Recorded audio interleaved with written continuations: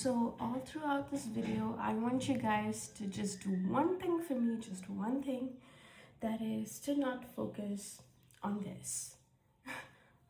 Because this is my favorite t-shirt, and I know just some of you can relate to it, but it's my favorite t-shirt. It's so comfy, and yes, it has holes in it, and I don't care if this goes on a public platform because that's how much I love wearing this t-shirt. I'm a big fan of books that disturb me to the core. I don't know what is wrong with it. I need some kind of psychological analysis for myself for that.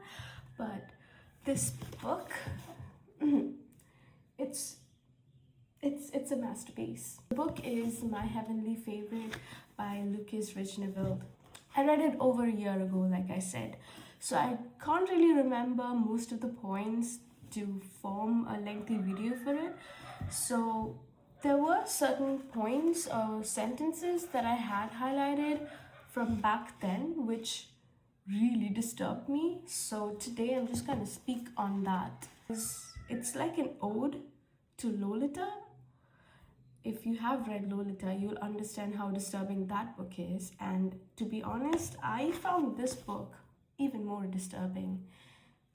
It's just so raw in the essence of manipulating a young child, because over here, the narrator, who is the abuser, he goes in depth about how much the girl is just a young, simple girl who's very curious about life. She's so full of life. And in the beginning of the book, you can see that too. You can see the fire that she is. And he even refers to her as the fire in his loins. Again, a direct reference to Lolita's starting sentence. Towards the end of the book, you will see that she has just dimmed out. She's not even ash. She just reduces to nothing. And in reality, it is exactly what happens to all the victims who have been subjected to child abuse, to rape. And it's not talked about often because people still victim blame and people still support the abuser. He is a coveted narcissist, in the sense that you can just see the hatred that he does have for himself, and he needs to push that upon someone else to feel good about himself. And he starts by grooming the girl. He occasionally starts out as just watching her, observing her, understanding her from a distance. She's a very young girl, and she starts to date this guy's son who is of her same age, and eventually the guy breaks her heart. The abuser, he sees them kiss, and he even tells that he was feeling jealous of his own son at that point.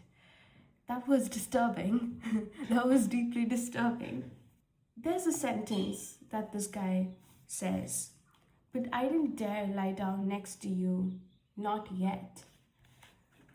Not yet. He knows that he's gonna attack her. It also seems like this isn't his first time. I wanted to kiss Roald Dahl's words out of your head and fill it with my own. Yeah, disturbing.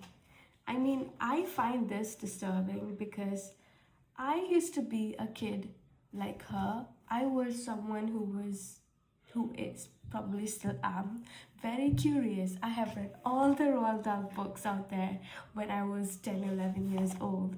And I was so curious about things. I mean, a lot of kids are, for sure. And I'm lucky enough to have that curiosity sustained.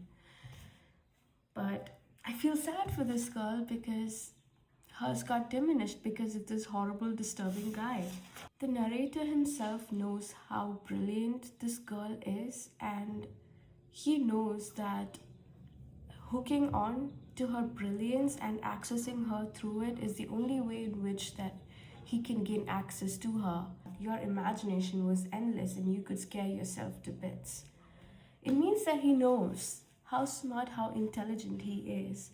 It just makes me wonder, it just makes me wonder why these weirdos do what they do. Like, why do they have to be so predatory? I'll never understand that. So he often refers to this girl as his little bird, and I think that explains the cover of this book. And I'll read something from this, which is so beautiful in a disturbing way, obviously. I couldn't say that you couldn't be snatched because you already belonged to me.